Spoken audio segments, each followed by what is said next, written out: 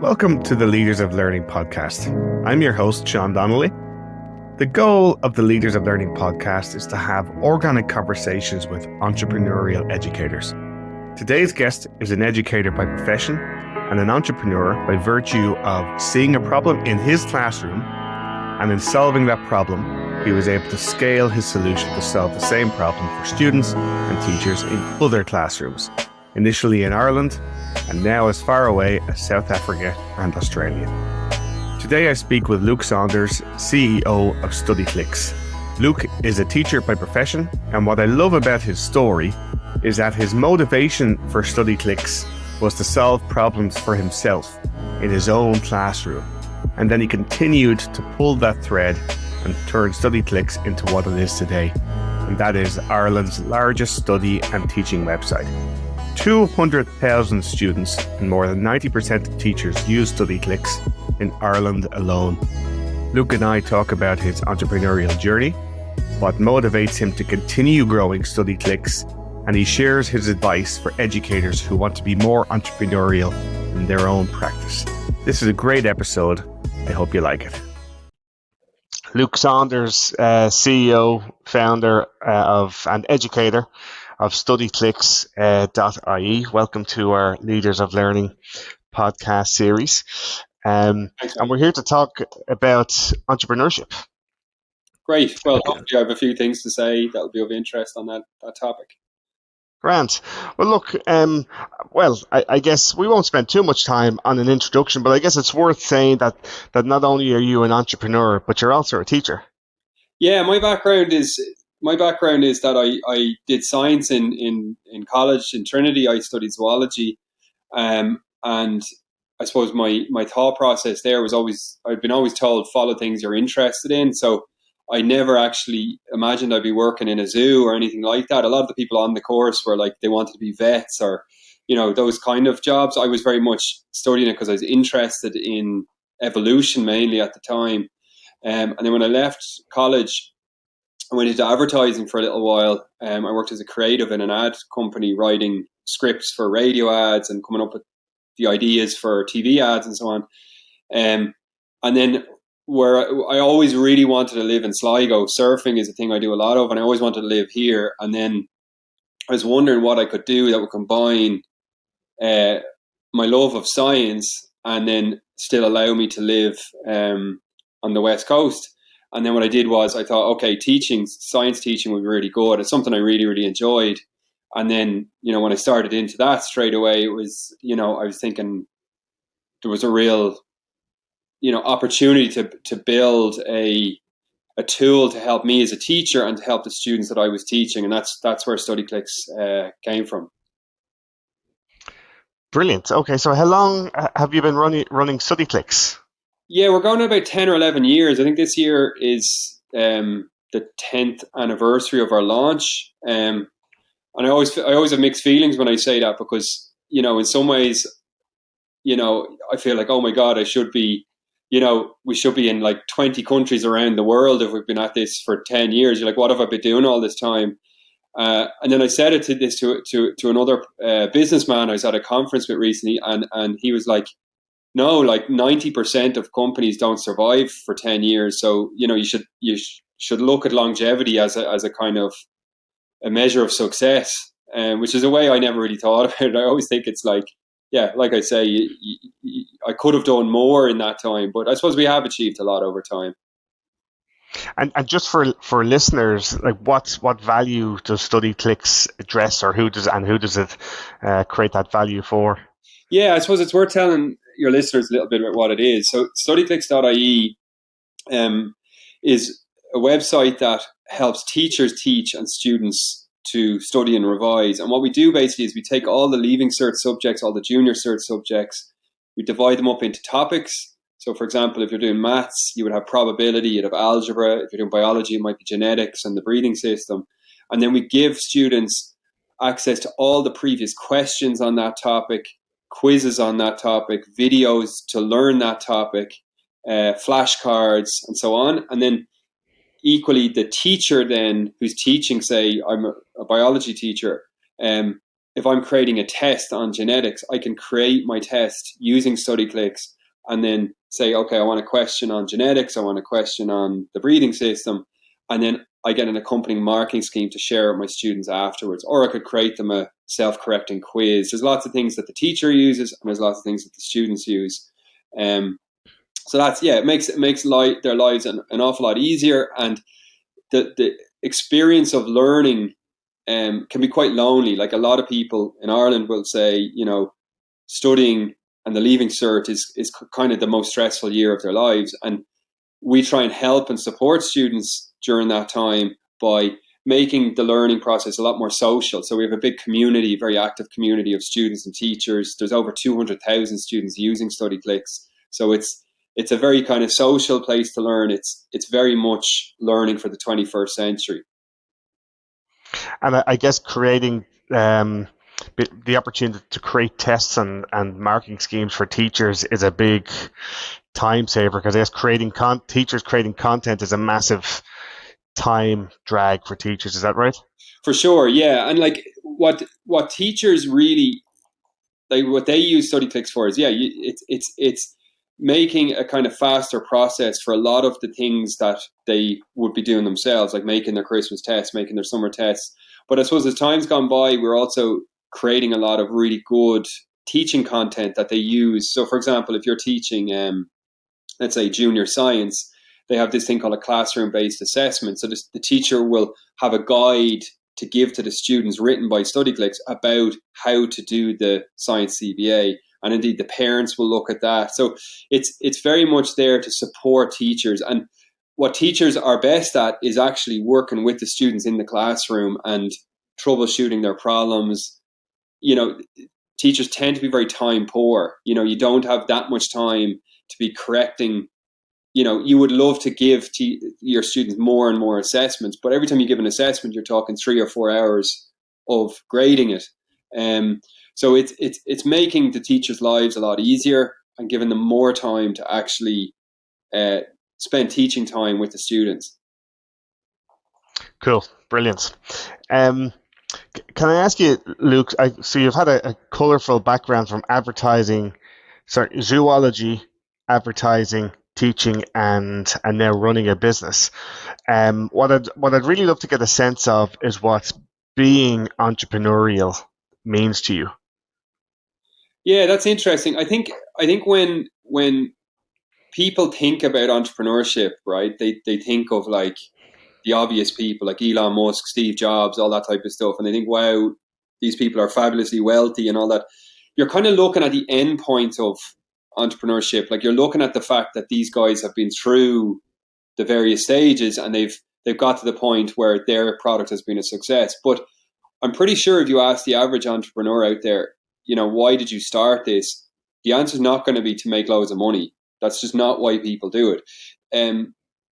To me, I think the main reason that I got into it is it's kind of like problem solving. It's just like science or engineering. It's like you see a problem and you come up with what you perceive to be a solution to it. When myself and my co-founder Keith started StudyClix, we didn't actually think of it as a business. We were like, let's build a tool that will help me as a teacher and my students study. It was almost like, almost like a game. Let's see, can we build something that people will actually go and use? And then afterwards, all the kind of the business side of it comes, and oh yeah, you can actually charge for this, and and we try to keep our prices so that it's very, very affordable. Like you can use StudyClix on a free account for as long as you like, and then if you do choose to buy it, you can upgrade for €45 for a year in all your subjects. So it's we've tried to keep it an affordable product. But yeah, like I say, for me, it was very much about solving a problem that I had as a teacher and that I could see my students had. And then we've built upon that, obviously. So you started with your own practice and then it expanded out from there. Yeah, and I think that often happens with new business ideas and in entrepreneurship. It's where you get kind of novel combinations of things, right? So like I started to teach and I had just come from, I had a college friend, Keith, who was a software engineer. And it was like straight away when I started teaching, I was thinking, this is ripe for change. Like at that point, 10 years ago, it was like people had started to buy their flights online, you buy your clothes online, but yet education hadn't changed a bit since I'd been a student myself. And it was like, surely this is going to change. And I think I know exactly what we could build to change it.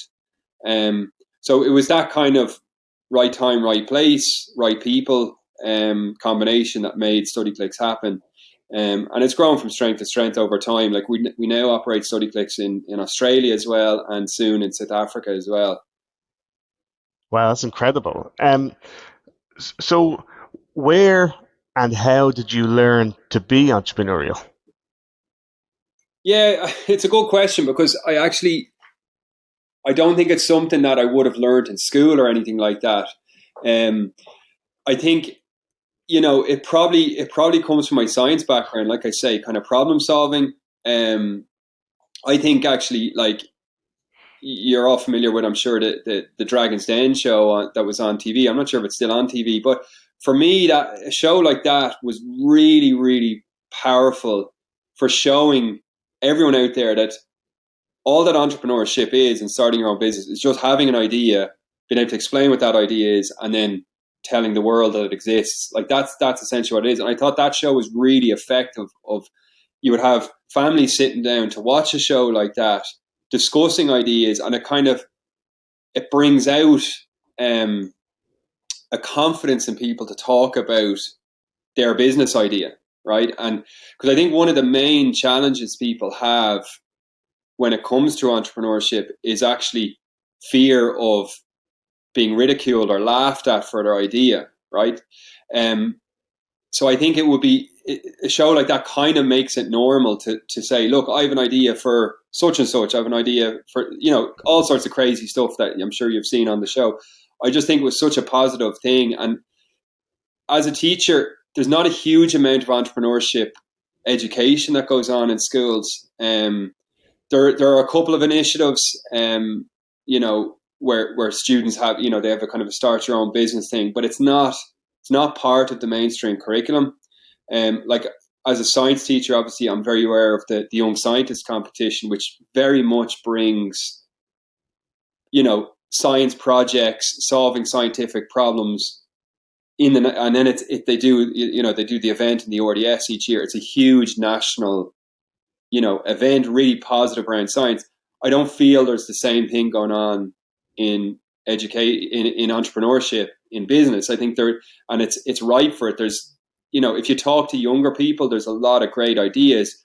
I think we just need to normalize the idea that they feel confident to express them and develop them and bring it further. So if I understand correctly from listening to you, so you talked about, I think, sort of being creative and expressing yourself and expressing your ideas and solving problems. And then you talked about learning how to start a business in school, but then you were talking about the young scientist, and young scientists being about solving problems and taking a creative approach to solve problems and stuff. Are they two different things? Like, is entrepreneurship about teaching people to start a business, or is it about teaching people to be entrepreneurial or creative? Yeah, I think like everything in this world, it comes with practice, right? And so if you encourage students from a young age to try things and not fear, being having their ideas shot down, um, there's any amount of people, who you would meet in a pub on a Friday night or whatever, and they'll tell you, "Oh, I have a great idea for such and such," and you're like, "Well, why didn't you go and do it? Like what was the problem? Why did, And I was lucky in that, um, when I started StudyClix, I was a little bit younger, right? So I would have been about 20, 25. No, what was I? Late 20s. But when you don't have a family and kids to support, it's much easier to be experimental with your time and say, I'm going to devote 4 hours every night to work on this. And I was also very, very lucky when, the way you often hear with entrepreneurs, oh, they were great risk takers and, you must love risk. I was in a lucky situation that I had the day job. I was a teacher. So it wasn't as if I was, remortgaging a house or something to build StudyClix. It was very much built with Keith and my own time in the early days. It wasn't a massive investment. And that's why I think, if you're doing a web business, the nice thing about it is you can actually get a business off the ground without having to buy, expensive machinery or whatever it is, big capital investment. So different businesses are easier than others to get into. But yeah, I would encourage people I think to make entrepreneurship more accessible, I think it should be part of the education system, or at least more initiatives to make students aware of it. Like my business background was that, like, up until third year, I would have done junior cert business studies. I never did any business in the leaving cert subjects, and I think there's probably an innate just awareness of how to do business, how to market things. I don't think it's like you don't have to have formal degrees in entrepreneurship or business or anything like that. I think it's all comes back to, if you've got a good idea that solves a problem, that's the first step. And then the second step, which I think is actually can often be very hard, and it's often where business entrepreneurs will fall down, is it's one thing having a great idea, but how do you get the world to know it exists and to market it? That can be a much harder challenge in many cases. There's any amount of businesses out there who had a really good idea or concept, but they didn't have the reach of the market. So, I would encourage people who are interested in this area to try and, even the first thing I ever did was I did a start your own business course with the local FOSS office, like just simple things to get you kind of thinking about your own idea and developing them a little more, and doing it in an environment where there's other like-minded people who want to start their business. It's kind of like a safe space to talk about, here's my idea, without fear of failure, And that's interesting, that idea of fear of failure. And you talked about risk there. And you're right, like risk taking is one of those things that will come up if you ask people about the traits of an entrepreneur, for example.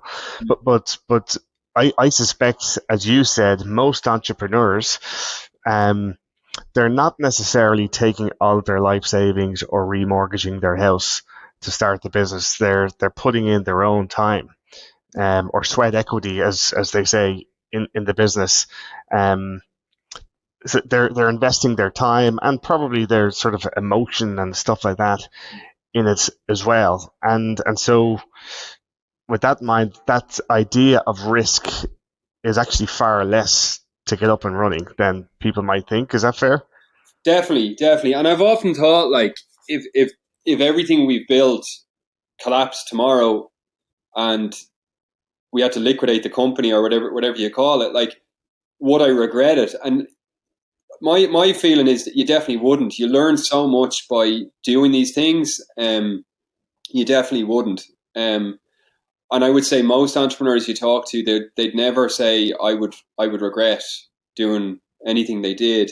Yeah, so I don't think, like, it really depends on the business, and you get like serial entrepreneur types who, like, as soon as they sell their first business, they're on to the next and the next and the next. That, like, I can see why that happens with people. But yeah, I suppose I'm just concentrating on this one for the moment anyway. So, say in this call, so I reached out to you because you're somebody who I recognize as being an entrepreneur. Like, do you think of yourself as an entrepreneur? Is that a badge that you give yourself? I suppose I would say that, but if people, if you're filling out an online form or something where you say, "What's your job?" I often, like, I don't really know what to say I am, but yeah, like, I am an entrepreneur of one business, I suppose. Yeah, so I suppose I am that. You also then, obviously, as StudyClix has grown, you become the leader of the other people who help build the business and develop it and shape it. That's a really exciting part for me, to see that, you see other people who are more talented than me building parts of the website, and you're like, wow, this whole machine is kind of up and running and improving all the time. It's really cool to see that. But yeah, I suppose I suppose I still fundamentally think myself as a teacher who had a idea to do a study website. Very good. And in terms of building that study website, and then you use the words building the business. Did you just learn through building the business? Yeah, yes, but I would say definitely I took advice of people who knew better than me, and I've, from day one we have done that. Keith and I have done that. We definitely value expertise of people who know better. So that could be something as simple as like UX, like user experience design, testing.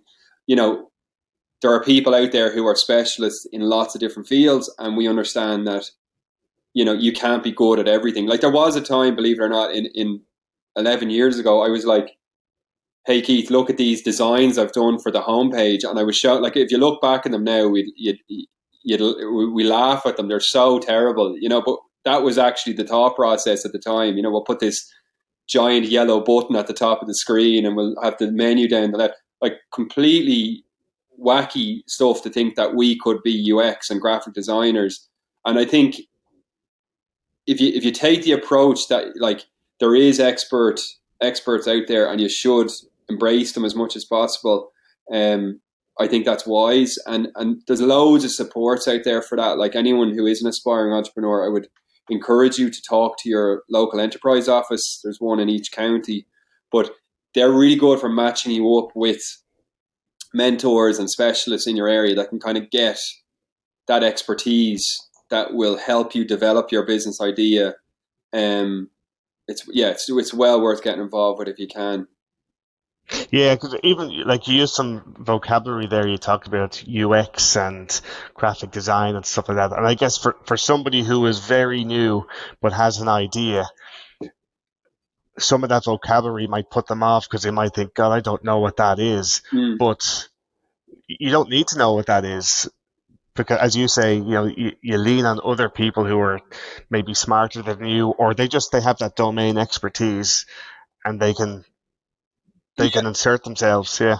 for sure. And one thing that I would suggest, because it happens quite regularly, where I'll be contacted by someone who has their own business idea usually it's because it's in the educational field, and they say, okay, you're a business in the educational sector, you must, can I talk to you? And like I always regularly do those types of meetings, where I'd have a coffee with someone or go on a Zoom call with someone. And the reason I do that is a lot of people did similar things for us when we were starting out, where they would get on a call, and you could pick their brain on various ideas and thoughts you had, and so on.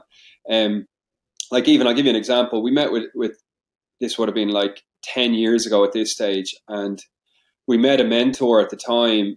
It was before Zoom was even a thing. We met I remember because it was in Bewley's Hotel, and her advice to us was, she's like, hey, Keith and Luke, the first thing you guys need to do when you go home is buy yourself a smartphone.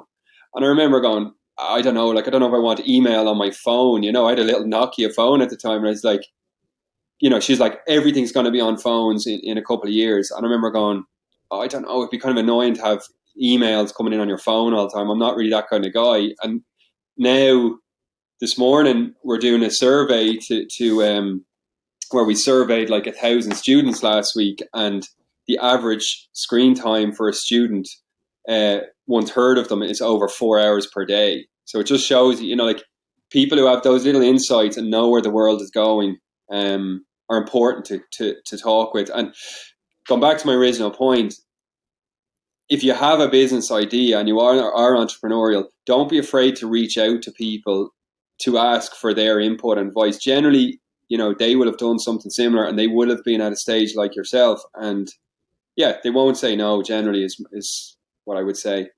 So within the entrepreneurial community, people are generally quite generous with their time to support each other.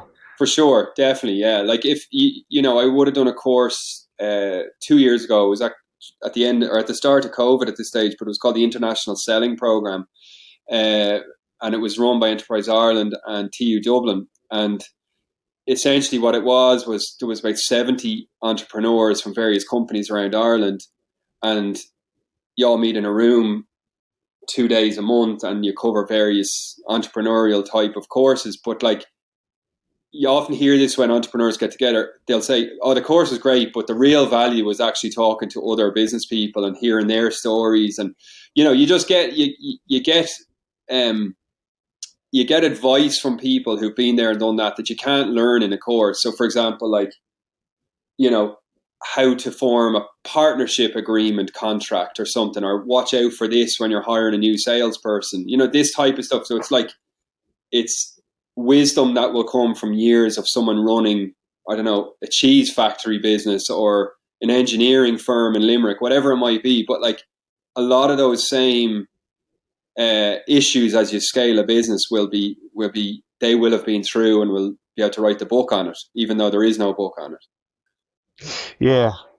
So you mentioned there about when you met the business advisor who advised you to get the smartphone, Yeah. and then you talked about the research that you published today that shows about the screen time that young people spend on their mobile phones. So for you and your business and the product that you have, so you started 10 years ago and your product was whatever it was at the time.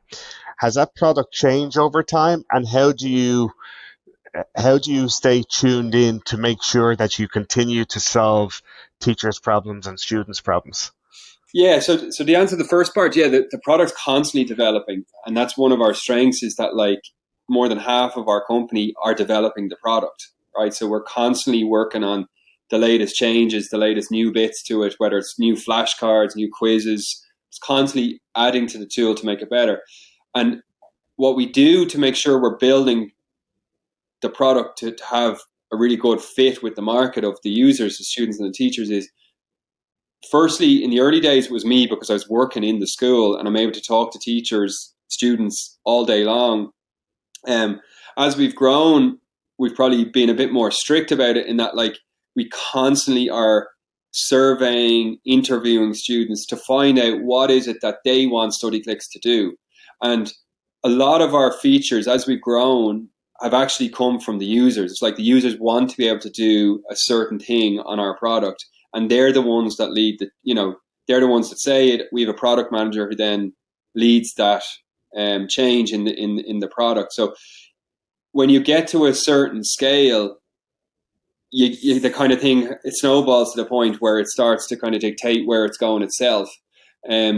Like one piece of advice I would always give to entrepreneurs out there is that there's a concept of minimal viable product, which says that if you're going to build a business or develop an idea, what you should always do is put out the minimal viable product, which is like the first version of it. Don't try and build a fully fledged thing with like feature A, B, C, D, and E. Just get it out with features A and B, the main ones that you feel are the minimum viable product. Because once you put out a product with features A and B, what will happen is your users will start asking for feature X, which is something that you never thought was part of your, so you start building something according to what people are actually telling you based on what you have put out. So yeah, I think that's something a lot of entrepreneurs fall into. They're trying to get perfection before they launch something, and that's really not what you should be thinking. It should be get it out there, get some proof of concept from the market, and then improve that. And that takes us all the way back to risk again.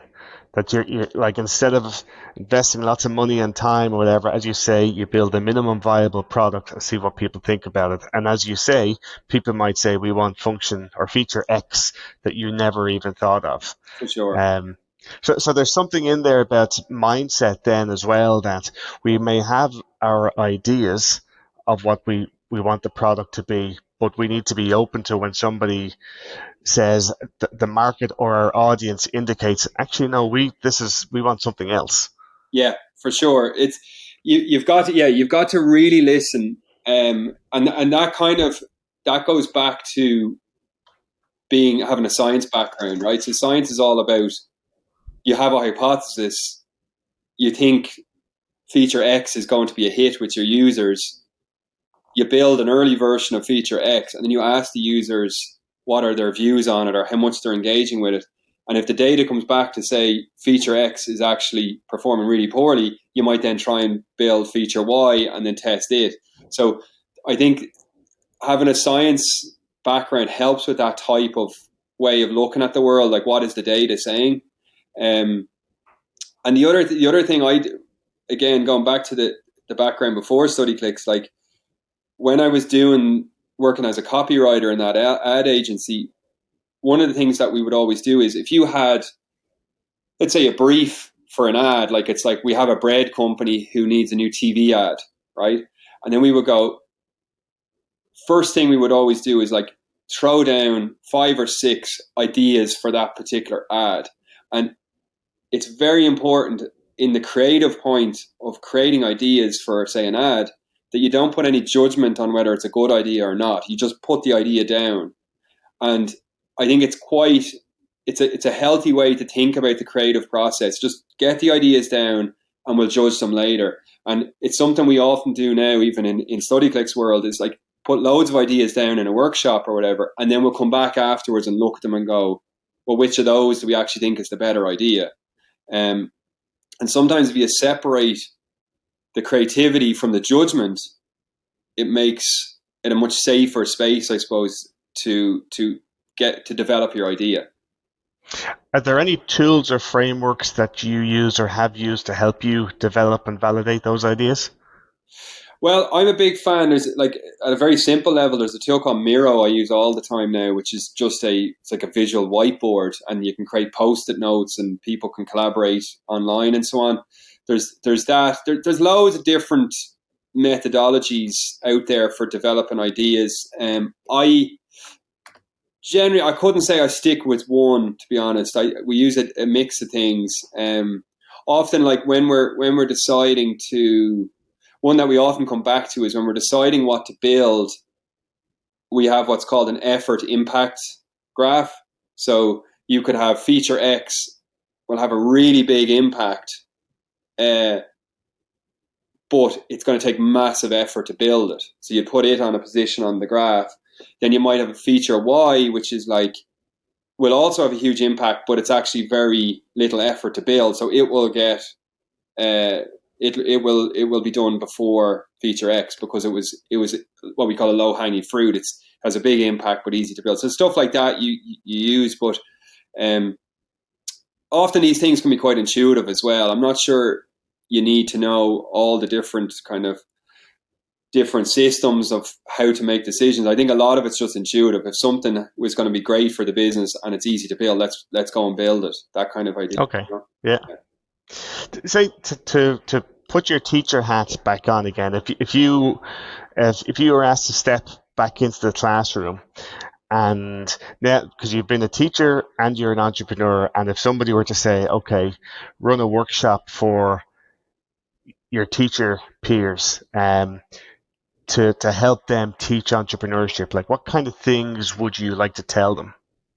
Yeah, well, I suppose if you think about the majority of teachers, now this is not all teachers by any means, but the majority of teachers have gone through secondary school themselves, and then they've gone on to do a degree in college.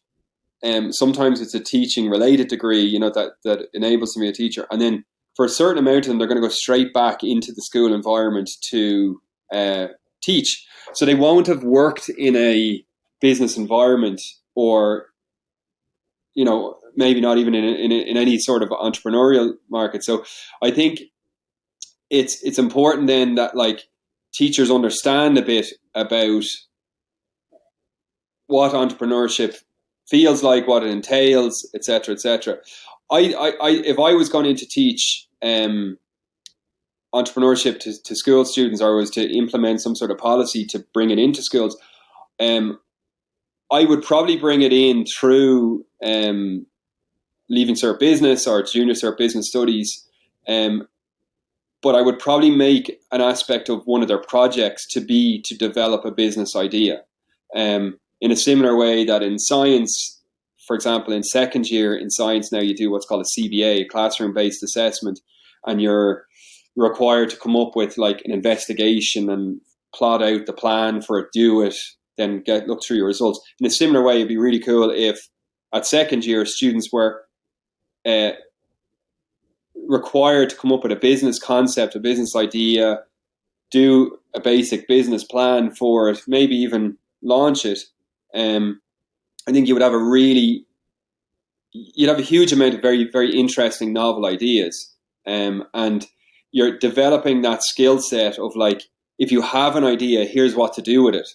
You don't want to be in a situation where, that same child who's 14 now is sitting on the bar stool when they're 40 saying, I had this great idea once. It's like, give them the tools and the kind of safe space to go, look, it's okay to talk about this idea.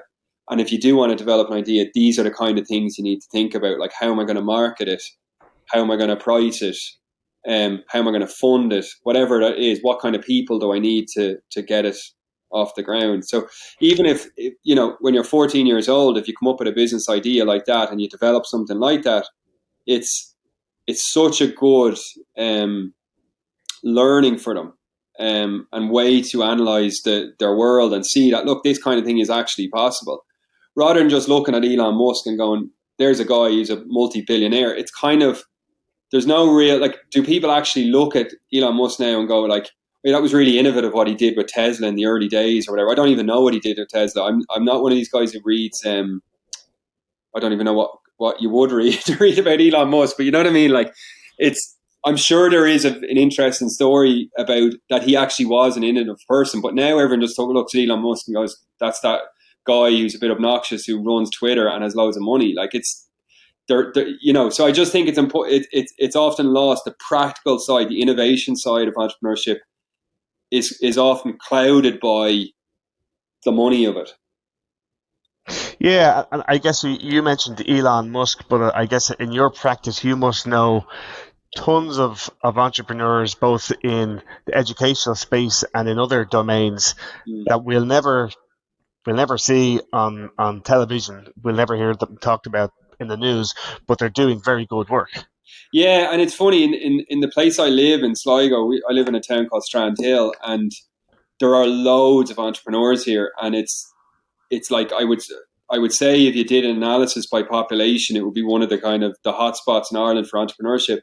And it's not that there's some mad kind of business gene in the water or in the blood here. It's that people who end up living here tend to want to live here because there's good surf, there's good waves on the door. So what they try and do is shape their lives so that they can have flexibility around their working life, right? So there's loads of people here who are like, they do their business and they're an entrepreneur so that they can manage their own working week, so that when the waves are good, they can go and surf, or, whatever it is they're into. It's just that there's that kind of mentality here. And for that reason, there's a lot more entrepreneurs. So, like, I want to try and reaffirm this idea that, like, people don't become entrepreneurs simply because they want to make loads of money. It's often about, like me, they want to solve a problem, or they feel they have an idea that can solve a problem. Or they want flexibility. They want to be able to, like, live where they want to live, to finish work at the time they want to finish work, or work on a Sunday but not on a Monday. Whatever it is, that it gives them that freedom that you probably don't get in a lot of other jobs. It's not just about, like, becoming Elon Musk and buying and selling companies. Yeah, and you mentioned, like, you started your entrepreneurship journey by bringing entrepreneurial practice into the classroom by saying, how can I solve this problem for my students? And I suppose, like, is it fair to say that there are a lot of teachers who are entrepreneurial in their practice because they're always solving problems, or thinking about how can I run this competition or bring kids to young scientists or whatever, but I don't have the money, and they're creating things all the time. Like, is it fair, and maybe I'm leading you now, to say that a lot of teachers are being entrepreneurial in their practice, but they might not necessarily think of themselves as being entrepreneurial? Yeah, for sure. And I think what you will find with all good entrepreneurs, right? Not all, sorry, I don't mean you can be a bad entrepreneur and be bad at what I'm about to say, but an attribute of most entrepreneurs I've met with, they're good at telling the story of what they do, right? So if you think back to Dragon's Den that I mentioned earlier, it's like, it's that 30-second, as they call it in America, an elevator pitch, being able to explain, I'm Luke, I run a study website, and it does this, that, and the other. Entrepreneurs are usually good storytellers. They're good communicators. And bringing it back to teachers, teachers tend to also be very, very good storytellers, because that's what they do all day. You're talking to students. You're essentially telling students stories could be about, like, I don't know, the intestines for me in biology, but you're constantly you're communicating, and teachers have really, really good communication skills and are able to simplify down messages, so that they're digestible for people, and that's really a good, useful characteristic for an entrepreneur or for a salesperson or anyone in that business world. So there are a lot of teachers out there who I believe would be really, really good entrepreneurs, and probably are as well. I'm sure there are plenty out there who have businesses and so on. I think that's a great point, actually, and something that I have thought about at times is that the philosophies of education and entrepreneurship, they're both oriented around a beneficiary. So in entrepreneurship, you might talk about your customer as your beneficiary, whereas a teacher will talk about their student. So they're both oriented around somebody else, and they both create value for people by offering solutions and opportunities for people to better themselves and to move forward Yeah, in their lives. for sure. And also, I think most teachers will have a good skill of being able to put themselves in the student's position and have the perspective of the student. Like, is what I am saying easy to understand? And again, that's really important when you're coming up with a business idea. Like, how is this going to be perceived by the end user, the end customer? Yeah. Luke, can I ask you? I'm going to share an observation that I've had in my own practice in terms of facilitating entrepreneurship education. I have observed with some teachers that there could be some resistance to the word entrepreneur and the topic of entrepreneurship, partly because I suspect they view the objective of the entrepreneur as being the pursuit of wealth as opposed to anything else. What message would you have for teachers who maybe have that point of view? Yeah, so I would encourage them, if a teacher out there if I was speaking to a teacher who's in a school, let's say a rural school, or even an urban school, whatever, any school, and they were trying to teach entrepreneurship to their classes, one of the first things I would do is say, who are the entrepreneurs in your local community that you can reach out to, right? So it could be the guy who set up the local meat factory, or, the software company that sells t-shirts online, whatever it might be. I would see, can you bring that person into your school and bring the idea of entrepreneurship in your community into the school? I think that would be a really good way of showing students what an entrepreneur is. And the idea is that there is no such thing as an entrepreneur as this one type of person. There's the guy who runs the meat factory who grew up in the farm, and then there's the person who's a computer science graduate who developed the t-shirt website. It's like there is no one archetype of this is an entrepreneur, and I think students need to understand that and not think it's Elon Musk type people. So yeah, like it's entrepreneurship is everywhere in every community in Ireland, and just bring that home. And again, like I've said before, entrepreneurs tend to be the type of people who are only too happy to give the elevator pitch. They're usually good communicators, and they'll only be too delighted to get a call from the local school to say, will you come down and chat to us? Grant. I would encourage teachers to think that way. You mentioned elevator pitch. So I want to respect your time, so we're getting close to time. What's your elevator pitch for StudyClix? Good point, or good question. It really depends on who I'm talking to. I think the elevator pitch will depend on who you're talking to. So if I'm talking to, we do a thing called a sponsor a school program, where companies can sponsor StudyClix access in their local DESH school, which is a disadvantaged school. So if I was giving an elevator pitch to a company like that, it would be very different from, say, if I was talking to a parent about what StudyClix is. So I suppose I'll give you a kind of a hybrid of both.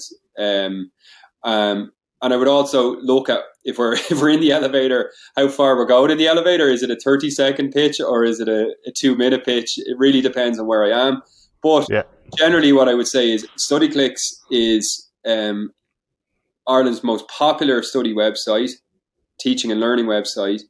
It's going to make doing exams and giving exams easier. And what it does is it breaks subjects into topics. And for each topic, so let's say trigonometry and maths, we give you past questions, quizzes, flashcards, and videos to help you make sure that you are going to do really well on that topic. That's essentially the elevator pitch that I give to people. Brilliant. Is there any other advice that you might have for teachers around entrepreneurship? Anything that I haven't asked you yet that maybe I should have asked? Let me think.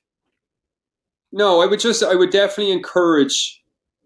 I think the thing about bringing in the local entrepreneurs will be really, really helpful. I would love to see a competition. There are ones. I know there's one, the National Enterprise Awards, but I just think a kind of young scientist type model where, it's not just the business teacher all the time. I think there's a lot of science teachers out there who will be really good at working with students to develop great science projects that actually end up being in a business domain. Like you see this at the young scientists. Like you go up and there'll be all sorts of different things. There'll be projects on the effect of Facebook on students' mental health, but then you'll go to the next one and it's like an innovative electric fence that will stop your dairy herd escaping or something, and that's ripe for making a business out of it, even though it happens to be in a science fair. So yeah, there's all these types of things. So I would encourage maybe more kind of things like that would be excellent.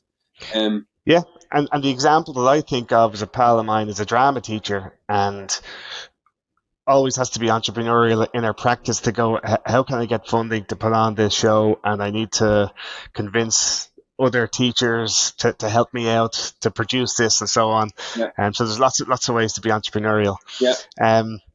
Cool. Luke Saunders, CEO and founder of StudyClix, Ireland's most popular study website with tests and quizzes and all sorts of support for students and for teachers. Thank you very much for your time, for joining the podcast today. Thanks, Sean. Great to be on it. You have been listening to the Leaders of Learning podcast. This podcast was produced as part of research that I've been doing in the field of entrepreneurship education.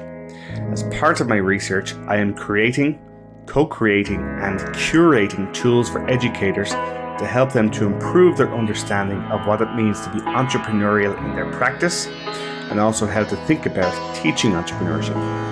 Your host has been Sean Donnelly.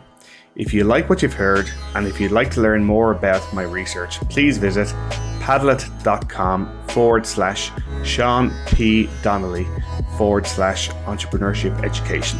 That is padlet.com/Sean P. Donnelly /entrepreneurship education.